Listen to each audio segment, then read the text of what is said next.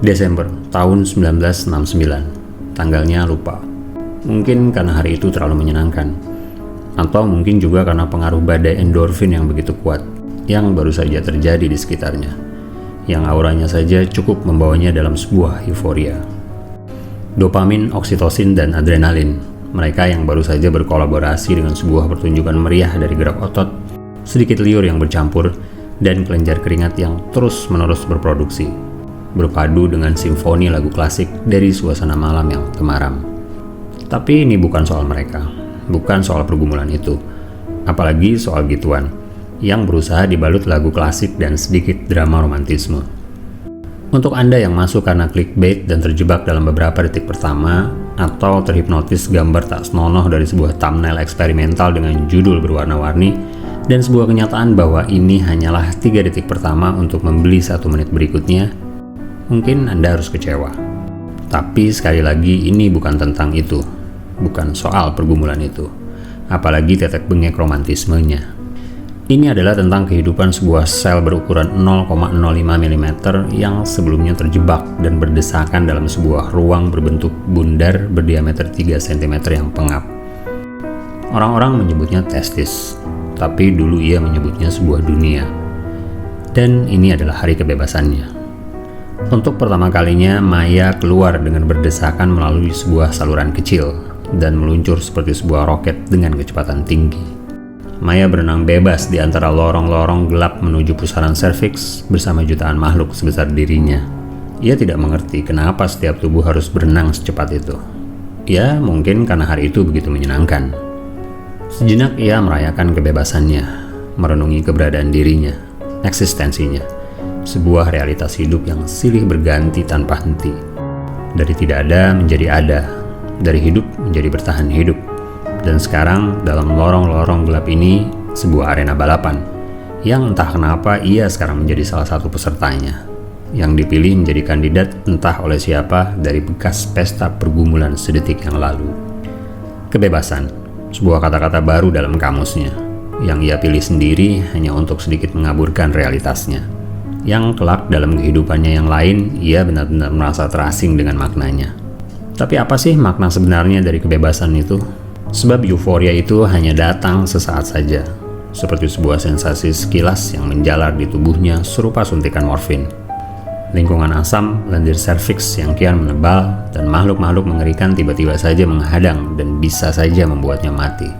Seketika ia tersentak, dan kembali tersadar. Sebuah bisikan aneh tiba-tiba menggema di sekitarnya, sebuah instruksi spesifik yang membuatnya merasa harus menang balapan. Bisikan itu pelan saja, cukup pelan hingga ia sendiri merasa nggak begitu yakin antara bisikan atau suaranya sendiri. Dan medan di hadapannya sangat terjal dan berliku, kira-kira 18 cm jauhnya, atau setara pendakian Gunung Everest bagi ukuran tubuh manusia. Sejenak Maya menjadi ragu, tapi siapakah dirinya sebenarnya? Untuk apa ia ada?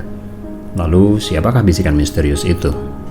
Dalam sepersekian detik, instingnya berusaha menggapai sekeping ingatan masa lalu yang melintas seolah berjarak ribuan tahun darinya, yang membawanya jauh ke sebuah ruang tanpa dimensi, tempat sebuah file penting tentang kehidupannya yang lalu pernah disimpan.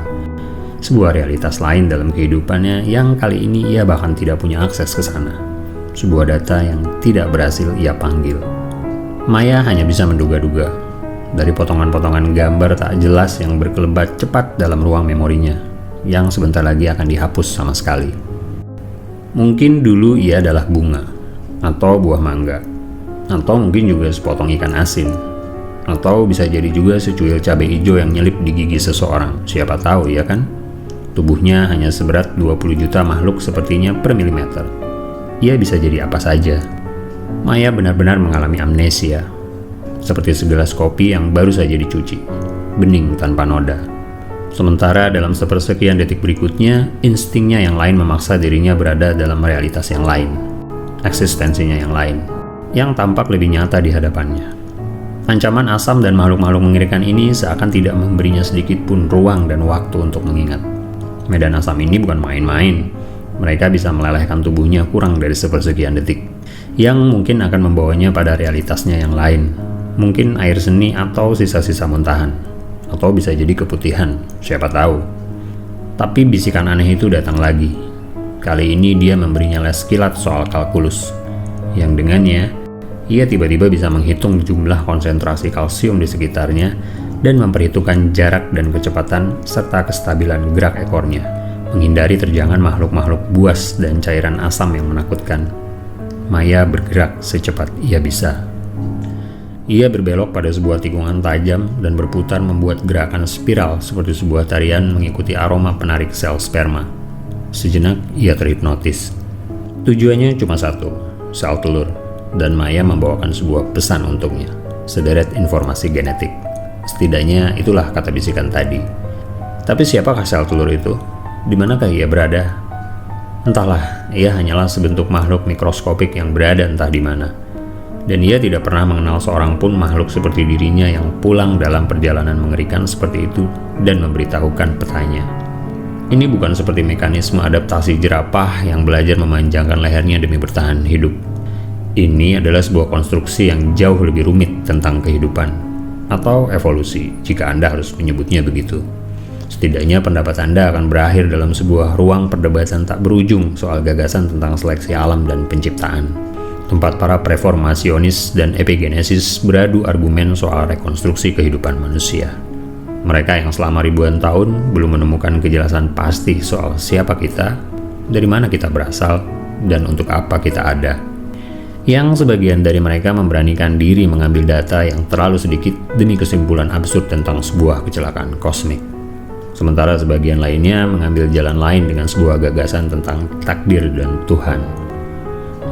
Terlalu banyak yang tidak kita tahu soal kehidupan. Yang jelas hari itu tidak ada peta, tidak ada petunjuk arah, juga tidak ada penanda bahaya. Hanya ada bisikan-bisikan itu saja yang terus-menerus membimbingnya, yang menjelaskan urutannya: pusaran serviks, dinding rahim, tuba falopi, dan sel telur. Bahwa ini adalah sebuah arena balapan, Maya nggak begitu memahaminya. Bahwa ia adalah sang pembawa pesan, ia jauh lebih nggak ngerti.